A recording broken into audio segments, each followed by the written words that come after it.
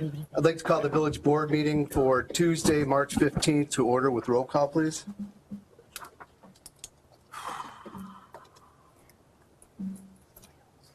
Chapman? Here. Kostler? Here. Cavelli? Here. Dudek? Here. Kraus? Here. Galfine? Here. Thank you. Would you join me in the Pledge of Allegiance?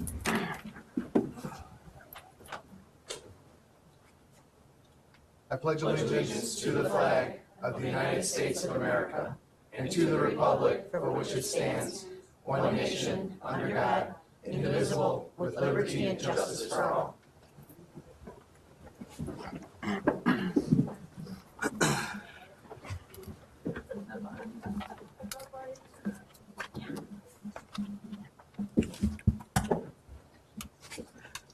We'll now move to the open forum where the public is invited to make an issue-oriented comment on any matter of public concern not otherwise on the agenda.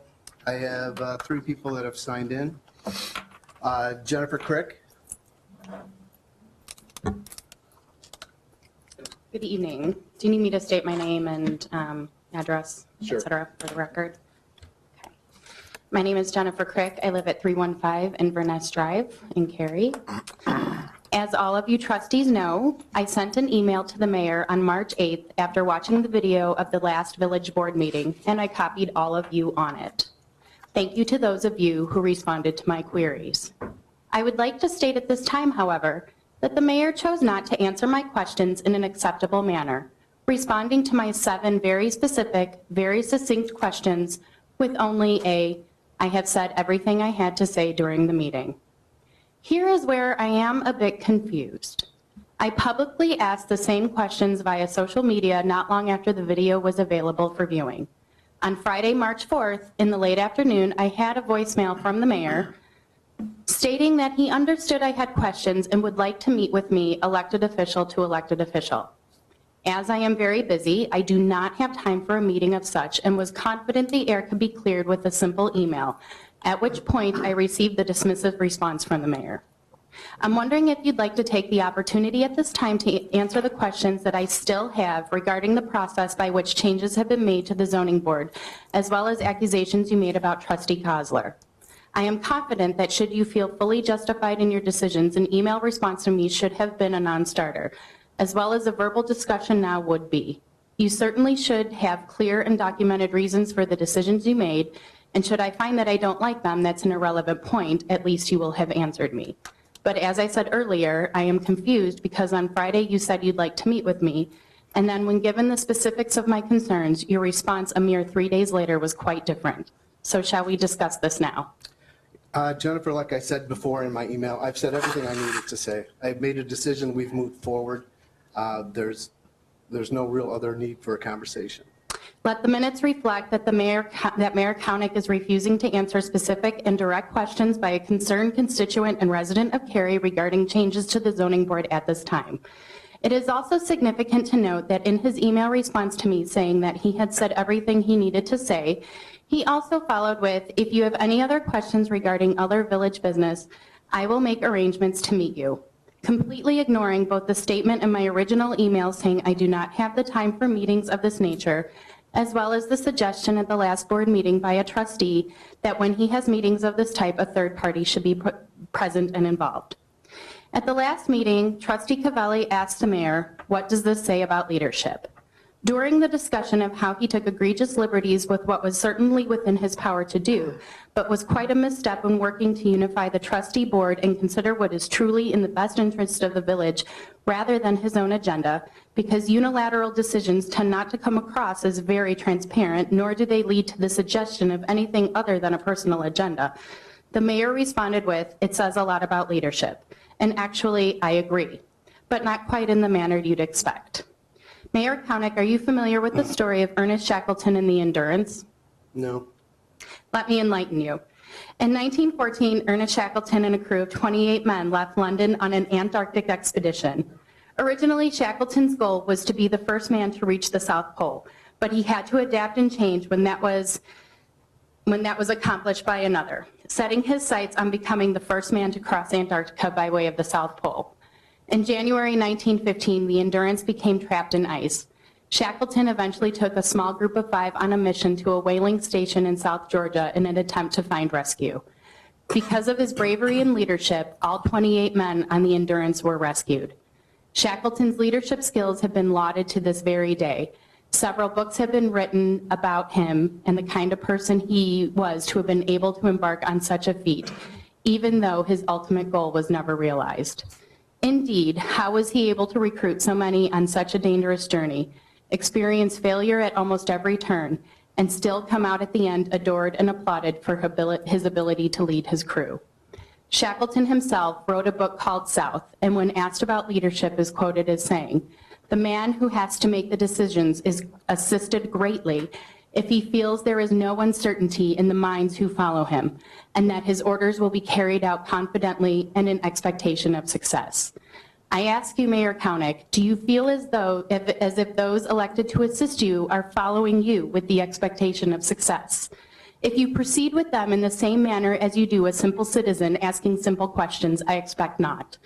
Unfortunately, I fear that your own version of leadership includes very little transparency and even more limited adaptability when things don't quite go the way you are expecting them to.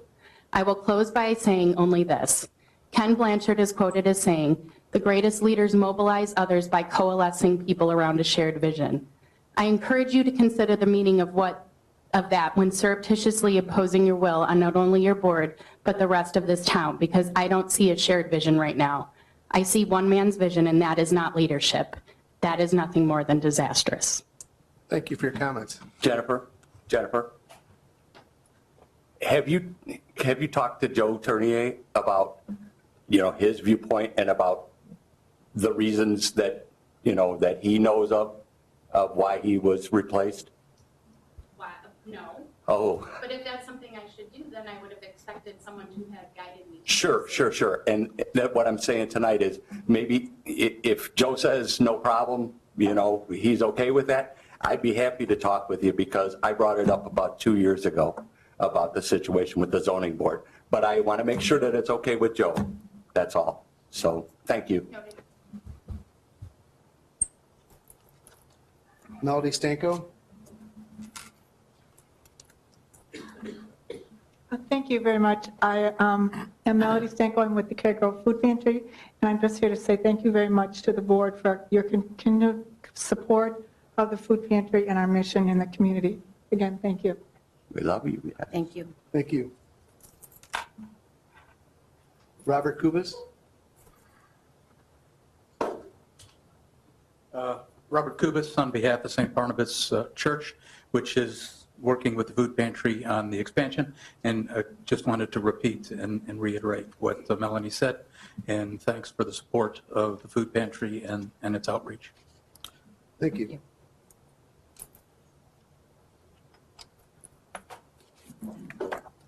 Thank you. Is there anybody else who would like to address the village board? We'll go ahead and close open forum. Moving on to the mayor's report, we are once again find ourselves being ranked in the top 50. We are number 25 of the safest cities in the state of Illinois. So that is a great humbling responsibility that we have with our police department. So thank you very much, Chief, for assisting us in that distinguished ranking. So we're thrilled about that. Last Saturday, we had a very successful budget workshop. We will be bringing forth another balanced budget for the next fiscal year. So we are excited about that. We're not going to be doing as many projects as we have done in the past due to revenue restraints, but we will be making a dent in some of the things that we've been working on. And as well as I also attended the Northwest Municipal Conference regular scheduled meeting on last Wednesday, where we discussed just the state of what's going on in Springfield with regards to how it will be impacting the municipalities moving forward. So, thank you. I will entertain a motion to approve the minutes of the March 1st, 2016 Committee of the Whole meeting. So moved. Second. Ooh. Any changes, edits, corrections? Roll call, please.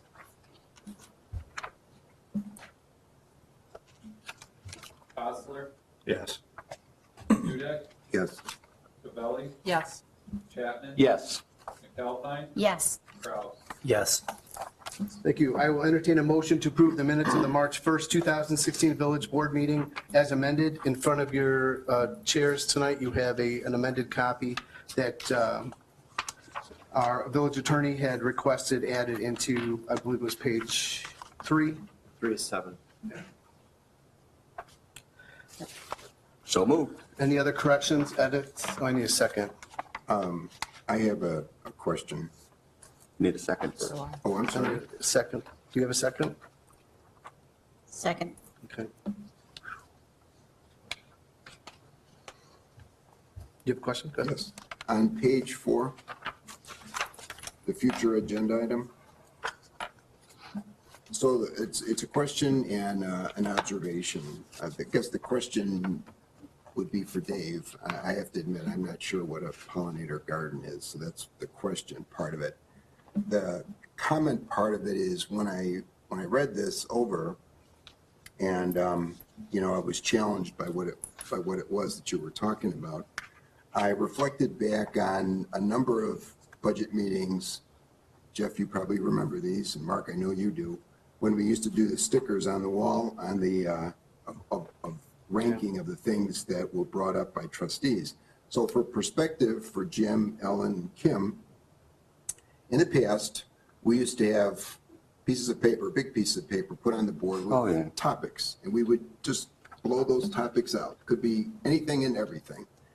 And then the village trustees and the mayor were given little colored stickers to go around and put those stickers on those items that were brainstormed to set some sort of a hierarchy for, if one thing had 2 votes and another had 22, guess what? We should work on the 22. We went away from that. And as I look and reflect back on Chris Clark's annual review, the comments made by all the trustees, some of the conversations we've had in other areas about future agenda items, I kind of, think that as hokey as that was, it set a priority for us as a board to take a look at things and place a hierarchy on them. I recall that I'm not a big proponent of adding a lot of things for a future agenda item, but I have added one. It's still not been addressed. It was a business development related issue.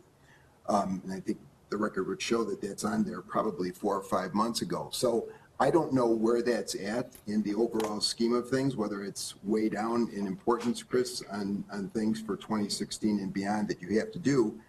But I don't feel that we have, as a board, a consensus around Chris's work plan. And then I see Dave's comment on here, and this may be something absolutely wonderful, or it might be something that we'd want to get to when 10 other really high priority things are done, but we don't know where it ranks. So I'm just throwing that out that, this item, future agenda topics, has been on there for, I'm not sure if that changed under the former board or not, but this is not something that's been here forever, at least not in my experience. And I'm not real happy with the way we handle this particular thing, because I don't think any of us know when any of the things that we've ever brought up are going to be looked at. So that's my comment as it relates to this particular item. I think that the board needs to understand what the priority of those future agenda items are. And there may be many more things, Chris, than are actually on your work plan. They could have been things that are there from the prior board that we thought were important, and perhaps are even still important to this board, but they're not memorialized well enough. So that's my comment. I may be the only one that feels that way, but Dave's pollinator garden kind of brought that to the attention of, well, where does that rank in something that maybe Jeff or Jim or Ellen or Kim want to do? And frankly, I don't know. Right at the top, I'm sure. Well, to me, it was very low, but that's just me. That's right. So, I'd like to know how it ranks with the other projects that the board and that Chris need to work on. You want to find out now? This is under the minutes, so I don't know if this is the time. The time to do that?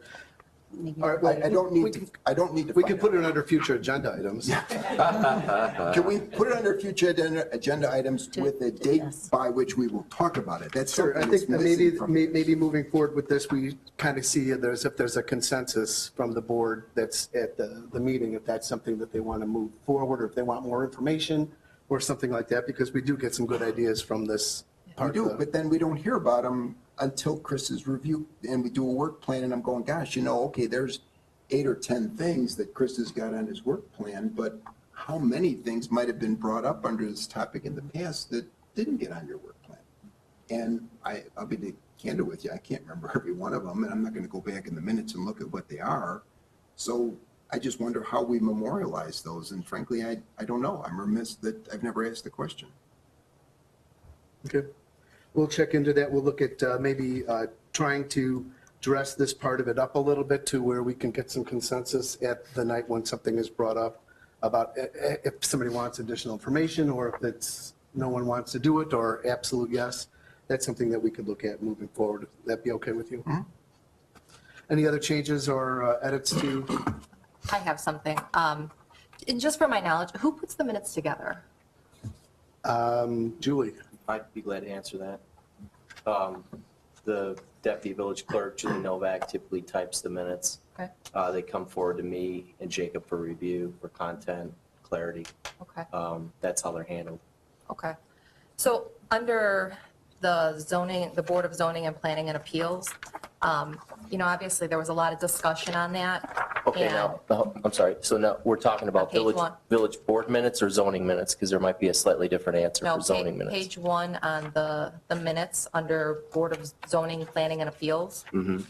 I just think it's important to reflect some of the comments, especially that trustee Kostler made, in that Joe did not resign. There was a difference of opinion. There was a verbal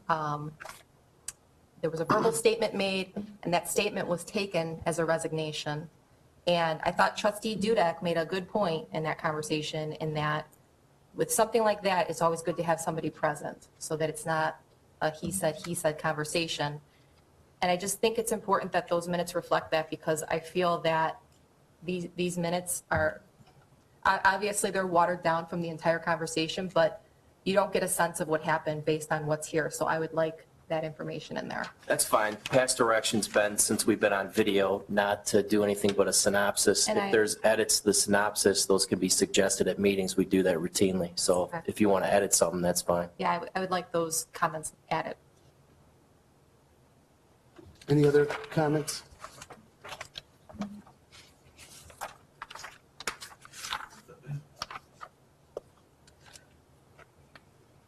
So we could still move that forward with the, as amended from the original amendment, and we'll make the additional comments that trustee Cavelli has asked for. Roll call, please. Cavelli, Yes. Dudek, Yes. Kraus, Yes. McAlpine, Yes. Chapman, Yes. Kostler. Yes. Thank you. I would entertain a motion to approve the consent agenda items number 1 through 4. So moved. Second. Is there any I'd like consent to, items that you I'd want like to removed? pull number 3 for separate discussion. Okay. So amended, I will entertain a motion to approve the consent agenda items number 1 and 2 and 4. So moved. Second. Roll call, please. Dudek, Yes. I just wanted to check something before I said yes. Yes. Kraus, Yes. McAlpine, Yes. Chapman, Yes. Kostler, Yes. Cavelli. Yes. Okay, I will entertain a motion to approve ordinance O16-03-05, granting a conditional use for a math tutoring center for the property located at 644 Northwest Highway. So moved. Second. Trustee Kraus, do you have some concerns with this? We've just had discussions in regard to situations like this in the past, in terms of giving up retail space for a business that isn't going to. I had a few questions that doesn't seem to be, will be generating tax revenue back to the village. How much kind of revenue could we expect from a business like this going in there? Usually when we're sold on this idea, we're always told, well, the foot traffic makes up for it by going to the other businesses surrounding it. Sure. From a sales tax standpoint, the proposed use will not produce sales tax, but you will have individuals that will be coming to the facility that will be utilizing the ancillary uses around it, as far as parents might be dropping off their kids. They're coming from Cary or Foxborough Grove area that the center serves, that might be purchasing items and, shopping in Jewel or Ace Hardware and whatnot from that standpoint. So the use is an appropriate use from the zoning district from a standpoint that it is allowed in the district. This requires conditional use approval, but it would provides good symmetry with the other uses that are in the center. And how long has that site been vacant? It was the former Bead Boss was the retail use that was in there. I would say, I don't recall when they closed, might be within the last 4 years or so. I think it's been vacant for like 4 or 5 years. 2012. I think so. And have you had any kind of interest in there, like a small restaurant or anything inquiring? No, That I mean, space? from a use standpoint, I have had discussions with other tenancies in the rest of the center where there's been some movement of tenants where Sportsbook moved out. There's some interest in their former space. When Duncan is moving out, there's some interest in their space as well. But I haven't had any inquiries for the spaces yet. Okay, thank you. Brian, so when the math whiz and all that and the other ones that are, so when the parents come in and sign up their kids, for the tutoring, there's no sales tax on that transaction? No, no, it's a service use. Okay. Would just be like an insurance broker. Yeah. But none of that comes back to this. If they to the sold state? if they sold a textbook as an incident of providing tutoring, you'd collect sales tax on the book. Okay. But there's no sales tax on services right now. So there will be sales tax from the books and things that they sell. Anybody that's been they to do. those types of If centers. they do sell those Oh, tutoring yeah. books, yeah. And my understanding is they don't have books. Yeah. You're not going to sell books or backpacks or markers? Could you, excuse me, so could sorry. you come up to the mic and state your name and address for the record? Hi, my name is Jwalant Pradhan. I'm the franchisee of Mathnasium. I'm the one who petitioned for this conditional use. Mathnasium is a math-only learning center. The parents would drop off their kids. We don't sell physical products. The only physical items that we occasionally give out are small prizes to children who perform well in class.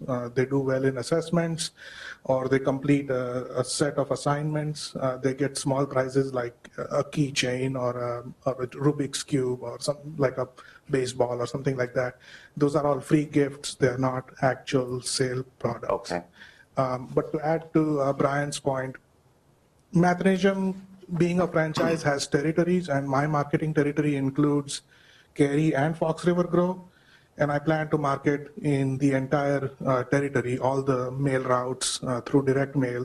So I would be getting some customers from Fox River Grove who don't have a reason to come to Cary because they have their own Jewel Osco, but because they would be stopping by at the Cary Square Shopping Center, there is a chance that even if I get 20, 30 students from Fox River Grove, those parents would be making 2 trips weekly to this shopping center, and that would drive some traffic to the nearby businesses. So we can get shoppers from the suburbs. Sure. Do you have any other questions?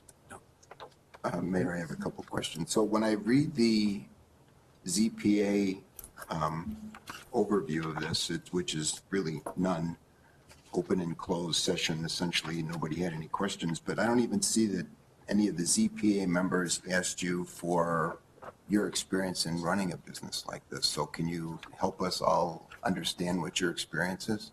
My company's name is Clarintech Inc. I've been running an IT business using this company.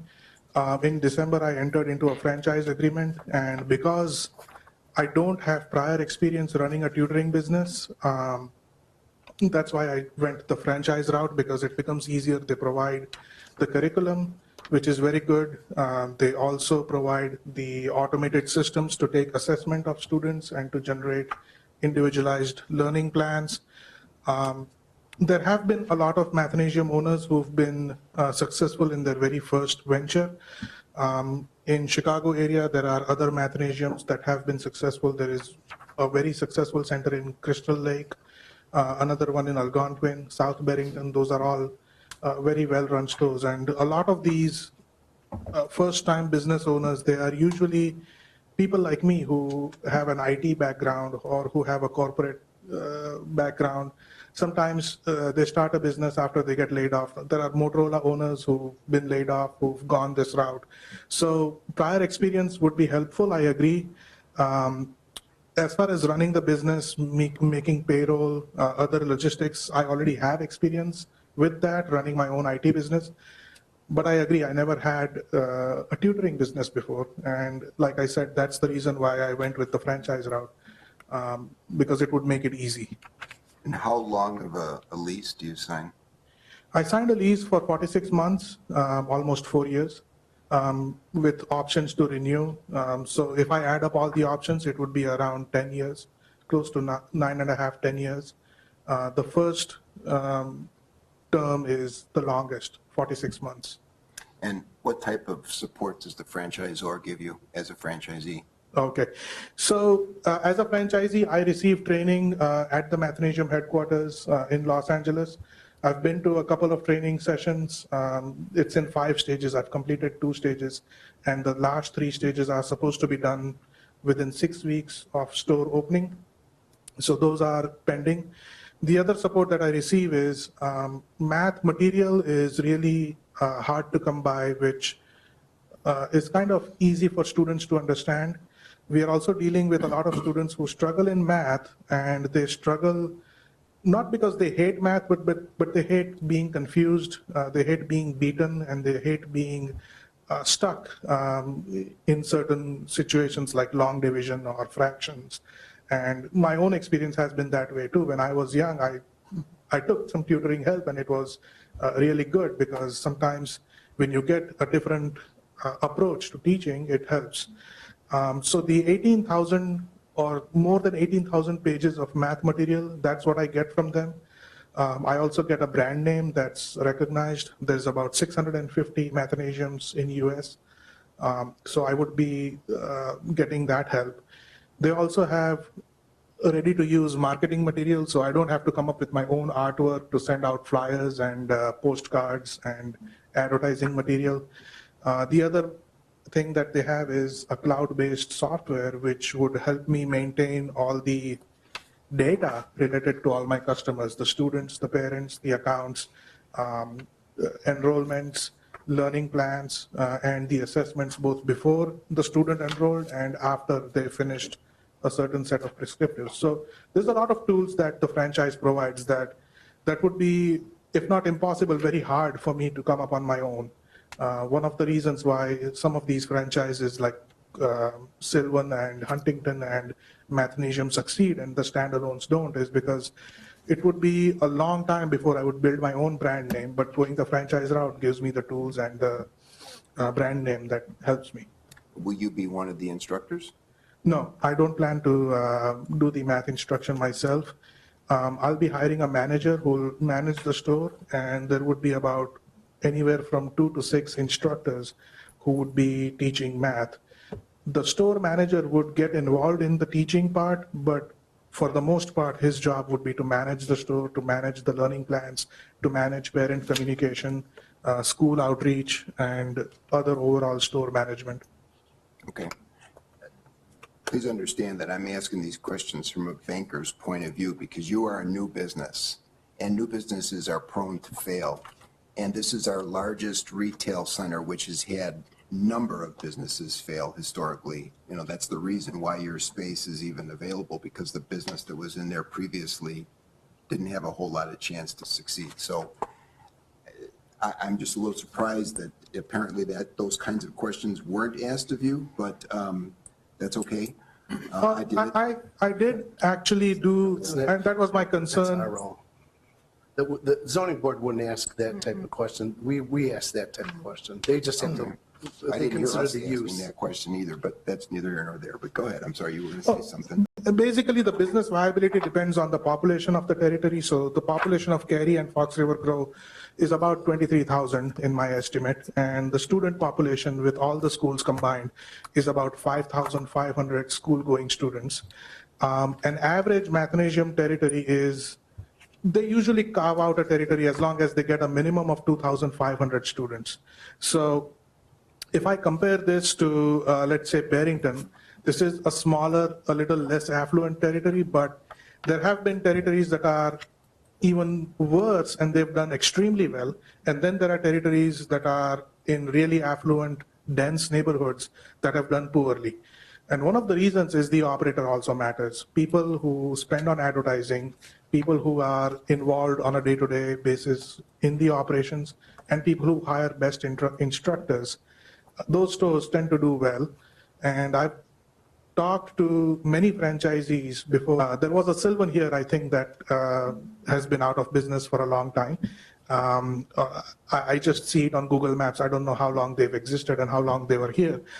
But one of the things about Cary is that other Mathnasiums in the nearby areas like Palatine, South Barrington, or even Barrington, they have a lot of competitors, and yet they are doing well. Palatine is doing extremely well. They have a Kumon about half a mile south, and then there is a eye level also within a half a mile of that, and they have an monthly revenue of close to $30,000. So if I compare Palatine to Cary, yeah, it's a smaller population, fewer schools, but I also don't have a lot of competition. There is a Kumon here in Cary, but that Kumon is, again, a very different kind of curriculum, very different kind of business, and Mathnasium is a math-only focused business. So with scarce competition and with decent schools and a relatively affluent population, Mathnasiums tend to do very well. Okay. Just a couple of last comments and then I'm done. Your business is a destination business, right? People are going to go to your business because they know that's what you do, not because you're located where you're located. Would you say that's generally correct? It helps to have a great location. Could I be successful in a location that's not on Route 14? Yes. There have been some Mathnasiums. There is one in Arlington, Virginia, which is like in the back of a shopping complex. But that franchisee spent $6,000 a month in marketing in the first few months. And that's what I would have to do if I'm hidden behind a shopping complex that's not on the main road. Yes, people would come to a store like that, but it would require a lot more advertising on an ongoing basis. So it's a trade-off. Do you want to pay more rent and less advertising, or do you want to pay less rent and more advertising? We have to spend money somewhere. Sure. Well, I wish you all the luck in the world, frankly. Oh, thank you. And you know, my closing comment has nothing to do with your business or you. It's just troubling to me that we watched the Athletico fill the other end of the complex a number of years ago and take what at one time was supposed to be Starbucks, I think, at least discussed about that. So when I look at our largest retail center filling up with service businesses, again, has nothing to do with you personally. I hope you're successful beyond any of your wildest dreams, but it's just troubling to see service businesses fill up our shopping center because we don't get anything out of that other than, like Bruce Kaplan used to say, Mark, you know, filling up a space. And filling up a space doesn't necessarily mean that the village makes anything more off of that. So I would comment on that. I think it was a 7-year lease that was signed for that, and it was in 2012 that was debated, similar discussion. And here we are in 2016, 4 years in, and the space right next to it's still empty. yeah, so it doesn't necessarily help. Well, but yeah, I understand.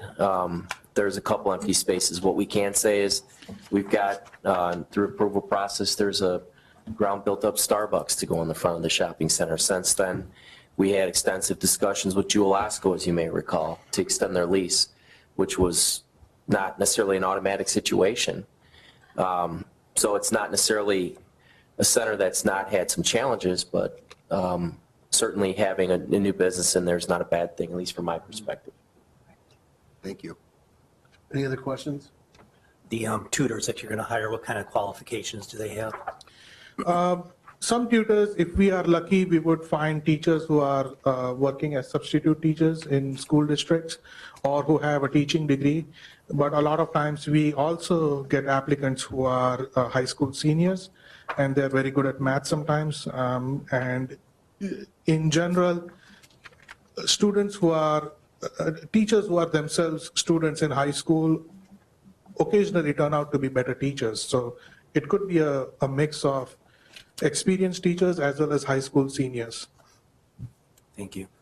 I echo what you had concerns with too, Rick, in terms of like when we gave up Athletico and that I'm willing to go on a case-by-case basis with these types of situations. And like the Dunkin' Donuts on the corner, if that's going to be vacant, I wouldn't want to give up that retail space to something that wouldn't be generating something for the village. But on this one, I think I'm willing to. And this one's only 1,600 square feet. I mean, if we were talking about the former Hallmark store, that would be more of a compelling argument there. But this is a 1,600 square foot. I also think it's meeting a need of, some of our residents that are really looking for tutoring, that maybe they are winding up having to go to Barrington for a mathnasium if that's all they're looking for. I know that in some of the local schools that tutoring in math is a priority, those math and science, those core subjects. So yes, I think it's nice to have that available for our residents. Absolutely. And if the residents of Cary want to go to a mathnasium, it's not convenient, either Crystal Lake or Barrington. Right. One of the reasons is mathnasium welcomes parents to bring their kids in 2 or 3 times a week. So making those trips 2 or 3 times a week is a whole lot different than going once a week. A lot of tutoring centers, they have a once a week program, but mathnasium has a program where for a fixed price, we say if you can come 2 to 3 times a week, but if you have a test, if you are weak in a certain area, you want to come more, you can come more. We don't charge extra. So when those trips add up, anything more than 2 or 3 miles of commute is not going to be very convenient for parents. And I, being a parent myself, I live in Hoffman Estates, and I have a taekwondo place right across the street, and my daughter just finished her first degree black belt a week ago. And it was very convenient. For 3 years, we were making 3 trips, 4 trips a week. But since it was a block away, it was very nice.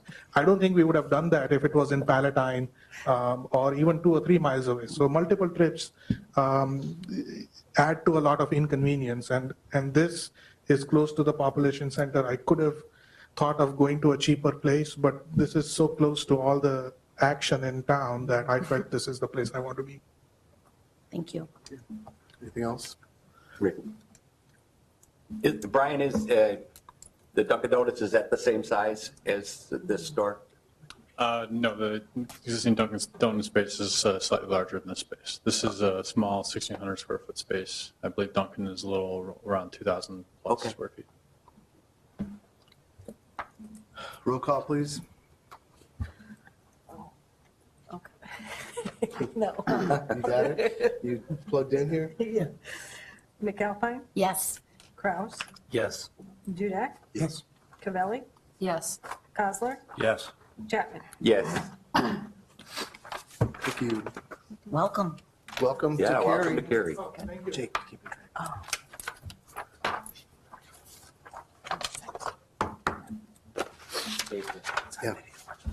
The next item for approval would be ordinance 016-03-07, granting an amendment to the annexation agreement for the Cambria subdivision. We are going to table that until April 5th because of some new information that came into the village at 11 o'clock last night. And we did not have time to get that to all the trustees so that they have an opportunity to review that. So that'll be moved to the I'll clarify, we're not going to give you memos of multiple pages the day of the board meeting when folks work, and so that's part why it was tabled. Thank you. I appreciate that personally. And since it was an item on the agenda, you need a motion to table till April 5th. So I'll make that motion to table until April 5th, the consideration of ordinance 016-03-07. I'll second that. roll call, please. Hang on one second. Chapman? Yes. Kraus? Yes. McAlpine? Yes. Cavelli? Yes. Dudek? Yes. And Kozler? Yes. Thank you. Thank you. I will entertain a motion to approve Resolution R16-03-03, approving the joint bid award with Globe Construction Incorporated of Addison, Illinois, through the Municipal Partnering Initiative for the 2016 Curb and Sidewalk Replacement Program in an amount not to exceed $50,000 in fiscal year 2016 and 2017. It is understood that this award is contingent upon the approval of the fiscal 2016-2017 budget.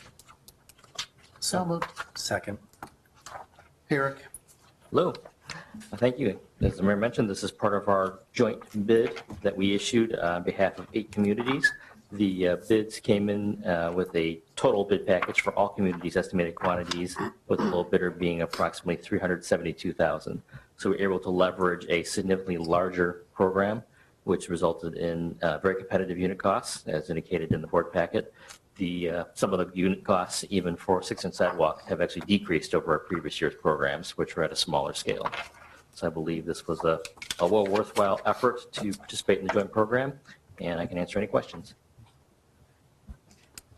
Can I ask, how many bids, if we typically went out on our own, I see that we did this as a joint bid again, which is absolutely wonderful, but I think it's important for the public to be aware. How many bids would we typically get if we sent it out just on our own? In this case, with this scale program, we received 7 bidders. In my past experience with other communities, going out on our own, with approximately the same size program I would expect here in Cary, I typically saw 2 to 3 bidders, just mainly from the local contractors in the northwest suburbs. Here in this case, we're getting them from a farther reaching area, knowing that they have a bigger spread to make it worth their while to mobilize. And I think that's fantastic because it really gives us those economies of scale and being able to reach out and collaborate with all of these surrounding, and not some of our far away, Lindenhurst, Round Lake Beach, they're not Libertyville, they're not next door. So I think that doing this, we can see a direct benefit to the village. So thank you. Any other questions? I just had one. Now, I don't know, how much, micromanaging of the project there is, but with this many communities, are there opportunities, let's say it's raining in Lindenhurst, are there opportunities for them to come, back to Cary that day and work on things, or is that just? Depends on the contractor's desire and how many crews the contractor has. Typically, they, through the MPI process, every community, like ourselves, we approve our own individual award, and we get our contract executed individually with the contractor direct. Okay. So it's more or less, as soon as you get your contract in with them, you can schedule sooner than later. So in this case, that's the other reason why we, as in the past and now, ask for approval after the budget workshop, but before the fiscal year starts, so that we can get that schedule in early and get the work started faster at a more optimal time. Sure. I just was worried about the different contractors because every community wants to have their wet work done first, and everybody wants to, have their, to minimize the amount of inconvenience on their residents. And I just wondered if there was that much fluidity, which would be great if there was, to have crews move around to avoid dead time, but. There is some, but generally speaking, this is more of a localized joint bid. So it's McHenry County and Lake County with our region here. Obviously, more times than not, if it's raining here, it's probably raining around Lake. So, well, just an example, but just wondering. Bigger contractors sometimes have flexibility, but we haven't had an issue with coordination with a bid of 8 communities to 10 communities. It's been manageable. Okay, thanks, Eric. Any other questions? Roll call, please. McAlpine? Yes. Kraus? Yes. Chapman? Yes. Osler? Yes. Cavelli? Yes. Dudak? Yes. Thank you. Administrators report? Thank you, Mayor. A couple items. Wanted to indicate that staff's worked over the past number of weeks, actually, with Meyer Material to prepare for village board session that's set for Thursday, March 17th, 2016 at 7:30 p.m. For a hearing with Meyer Material. It's a first reading hearing, which means that there is no intention of any voting that night. Our intention is to hear from the public, get their feedback with respect to the agreement. It's important to note, and I think some of that will be discussed in further detail. This is past the Board of Zoning, Planning, and Appeals now, and it's important to start discussing some of the pros, cons, et cetera, with an extension of the agreement that's been asked for through June 1 of 2020. Over the course of that meeting and then meeting planned second meeting in April, staff's going to bring forward some of the planning documents that back in 2008, the village had envisioned from the standpoint of an end state park to be developed at the lake site as well as the adjacent areas. This is a substantial capital project that has been by design one of the outputs of the mining project. Clearly the mining work has been delayed due to their corporate issues, and that's part what puts us in this position. But it's also important to indicate that the reality of a park, even as a passive use or a low impact recreational use, we're still a couple years away from completing planning and then subsequently programmatic work for that. We're clearly going to need the Cary Park District. We're going to need possibly the Conservation District and other entities to work with us. And so while this meeting Thursday night is focused on the ask of Meyer Material from the standpoint of why they need a multi-year extension, how would it be done? You ultimately decide that in voting in April. We need to keep in the back of our mind the recreational side of this as well. It's been the vision. Appreciate a number of the trustees have been out in the neighborhoods talking to residents, getting their feedback, getting some ideas as to especially the adjacent neighborhoods that have bore the brunt of the impact, what their thoughts are. So we're all bringing those forward. We hope the residents join us on Thursday night. It won't be the only chance for folks to attend and participate, but it's important for me as administrator to explain on the front end and then over the course of this meeting, but probably more specifically in April, bring to you some of the park components of this so the residents understand why we're doing this. So any questions or comments? I just want to again state for the record and on video, Thursday, March 17th, 2016, 7:30 p.m., Holiday Inn, 800 South, Illinois Route 31, Crystal Lake, Illinois, 60014, for a meeting of this board as a special meeting. Any questions about the Meyer Material hearing before we move forward? Yes. Could I have some kind of a map that shows the property that Myers is planning to continue to own after we're done? Yes. That'd be great. Any other questions on that? Thank you. Next item is, this predates the current village board, but we're in the middle of literally the middle of a 3-year agreement for electrical aggregation services.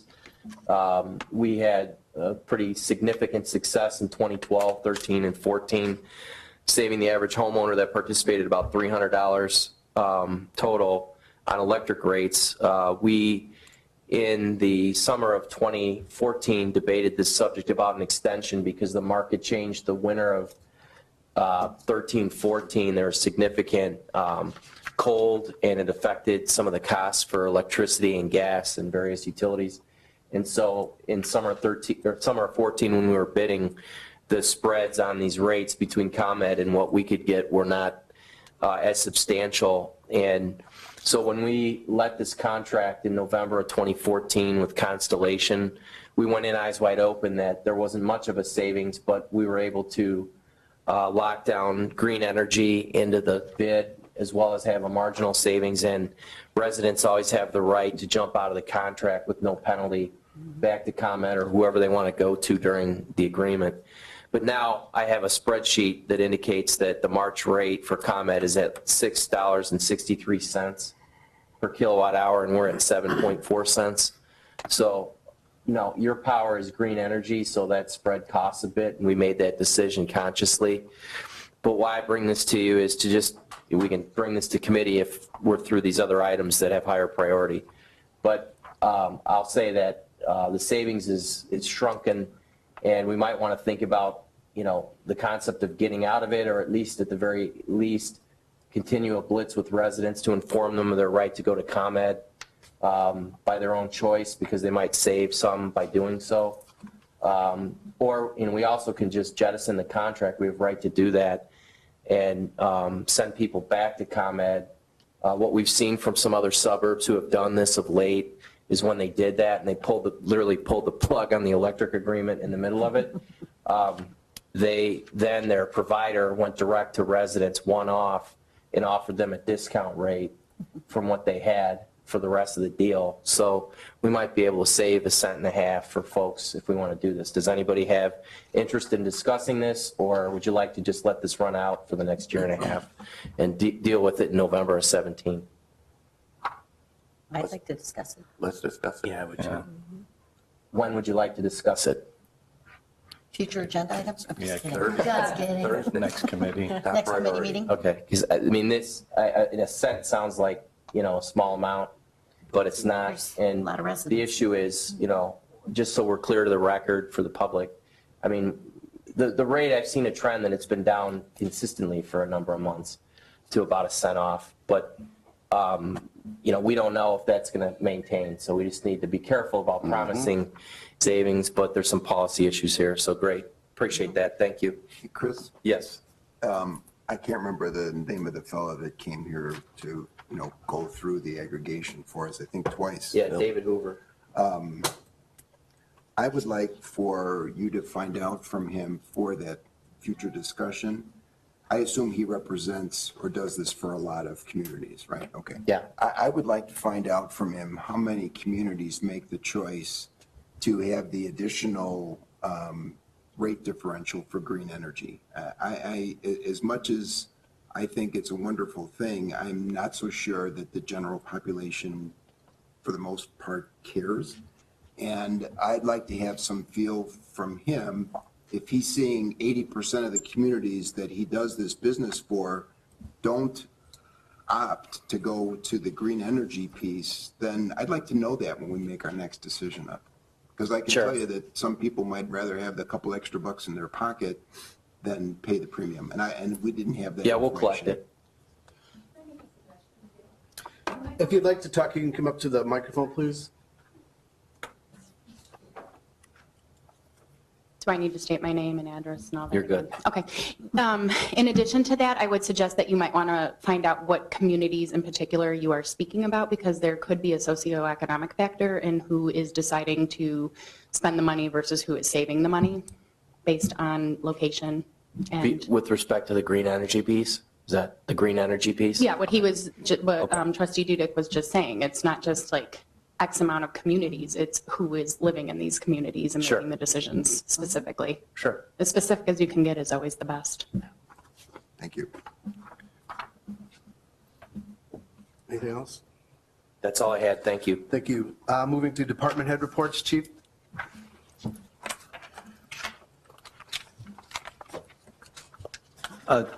In your packet, you've received our statistical information for February 2016 in comparison with activity from 2015 year-to-date, and also for the month of February, traffic contacts not resulting in enforcement action showed significant increase, meaning that our patrol officers are making traffic contacts and not necessarily related to any directive from the department as it relates to some type of issuance of a citation or things of that nature. There is a significant increase in adjudication tickets. You'll see that there's a 129% increase. That was mostly due to the on-street parking restriction for the months of December, January, and February, which will no longer be enforced from March and thereon until next December. So you won't see that type of activity in the future this year. In regards to our business checks, subdivision checks, and miles traveled, it's very substantially similar to January and December. We've seen a decrease in traffic crashes of about 22% over the same time last year. Again, I will tell you that that's kind of a fickle thing because we had a very mild winter and it might have a lot to do with it. It was a minor reduction for the same period of time in February from 32 crashes to 34. In regards to our domestic calls for service, in February 2015, we responded to 18. This year, we responded to 6. So of those 6, 4 received some type of service from our advocate that comes to the police department. And we did, interestingly enough, make more arrests as it related to domestic battery. We made 4 domestic battery arrests in 16, over 2 in 15. One of the more significant incidents that we investigated in February was the theft of about $300 worth of bottled liquor. It's something that's been happening all over the suburbs in regards to 1 or 2 people going in, loading up a shopping cart or a crate, and then carrying out the liquor, and it's something that's been occurring pretty much throughout the north and northwest suburbs. With that being said, if there's any questions, I'd be happy to answer them. I have a question. Is this an Excel spreadsheet? Which one? Your data, because the percentage for identity theft is way off. Yes, it is. Correct your formula, it's probably incorrect. But to the item of identity theft, in my business, identity theft is really, really big. And I'm just wondering if, Mark, you remember when we used to have Steve on the board, Steve Adams, I think was the last name, right? Mm-hmm. And he was part of Crime Stoppers, and he used to always talk about Crime Stoppers. I don't know much about it, I'll be candid with you.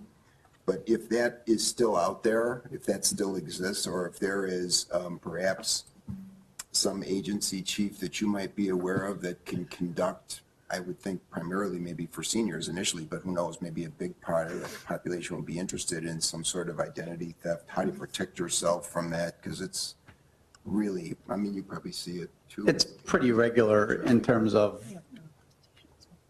Pardon me? Presentation. Oh, she tells me they're going to have a presentation. So maybe we can do something like that for the community. I just think it might be a positive thing. Yeah, it's pretty routine as it relates to presentation or the steps to take.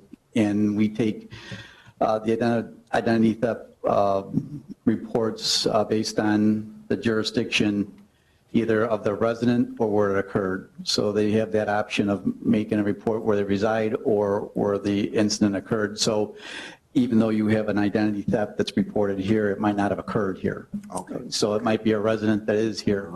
I will tell you that there's been, around this time, the tax issues and individuals, purporting to be from the IRS and wanting some type of payment by means of a green dot card.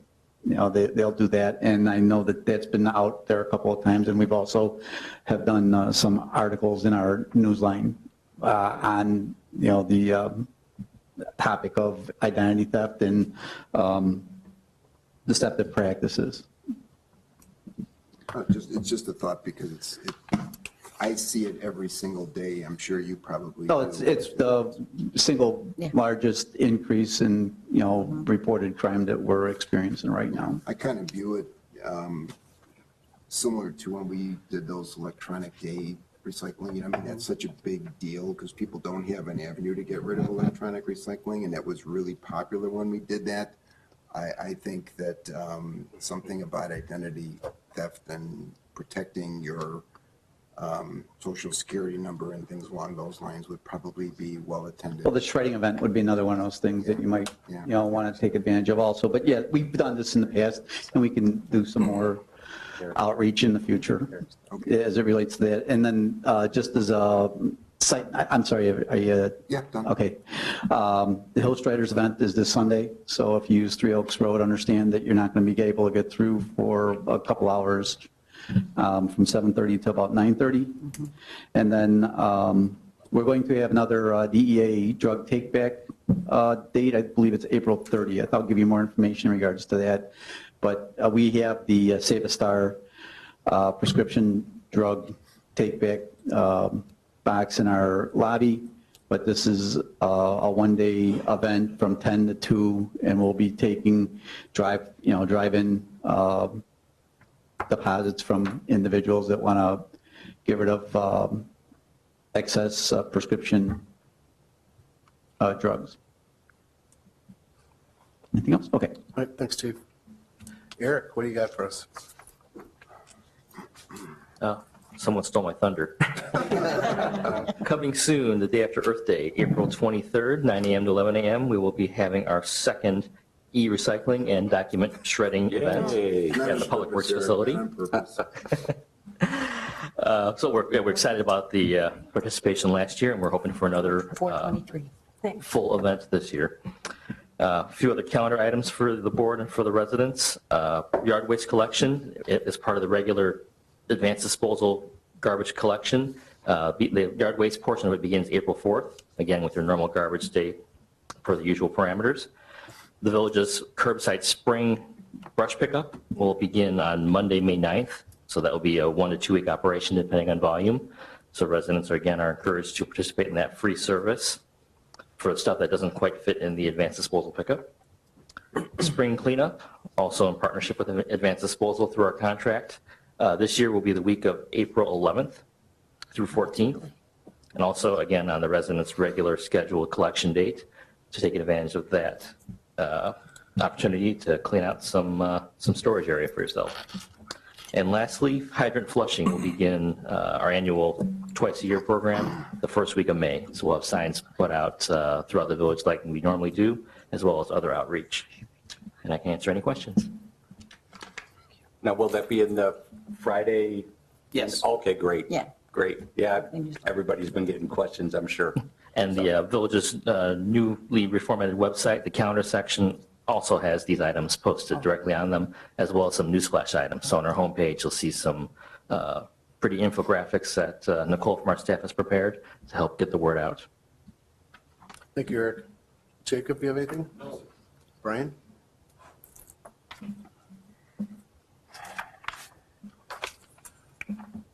Thank you, Mayor. Just a couple of development updates to give to you regarding the Garden Place apartment project. As we previously reported, but also want to let the public know as well, construction started on the project this past week. They've removed the trees from the property and are doing some minor grading work with installing the sill protection fencing and whatnot was done this past week. We envision that more earthwork will be performed in the next week or so for underground utility installation, things like that. So work will get underway significantly on the site. We have had some calls from residents inquiring on the project from a construction standpoint, which we've been responding to in the last week. But those calls have been diminishing after the start of the project. Likewise, Dunkin' Donuts, the permit for the new drive-through facility next to Thornton's gas station, those permits are ready to issue, waiting for the operator to come in and pick those up to start construction. From discussions with them, we're looking at about a 4-month construction process, so the development may be open for business later this summer. Finally, last week, the zoning board held a public hearing to review the senior housing facility behind the Jewel Osco Shopping Center. That received a positive recommendation from that board for the requested actions, and the request will be scheduled for review tentatively before this board on April 5th next month. Any questions for Brian? Thank you, Brian. Any future agenda items and discussion by village board, Rick? I have an item. I know where I stand on this issue, and I'm just asking the board and asking for the mayor's consideration, but I think it would be very nice to have a formal acknowledgement for the former chairman, Joe Tornier. And I ask that, Mayor, you consider that in the next meeting or two, that Yeah, we we've present already him discussed it. for his many years of service. Absolutely. It's been discussed. I've not been a part of that. What is it that we're considering, just so I understand? I understand. I'm glad to do it. I'm just trying to understand from a time frame. We've got a lot of priorities on the 5th. Totally fine with it. I just want to make sure that's the night you want to do it, because we've That's got fine. other agenda things, and I don't want to short shrift something like that. So is the point just pick a meeting, as soon as we can? The point is that he should be acknowledged for Absolutely. his length of service to his Absolutely. village. That's what I'm trying to make. So No problem. If it doesn't have to be on April 5th. Okay. I understand the Forthcoming conflict there, Yeah. but I do think it needs to be done. No disagreement there at all. Thank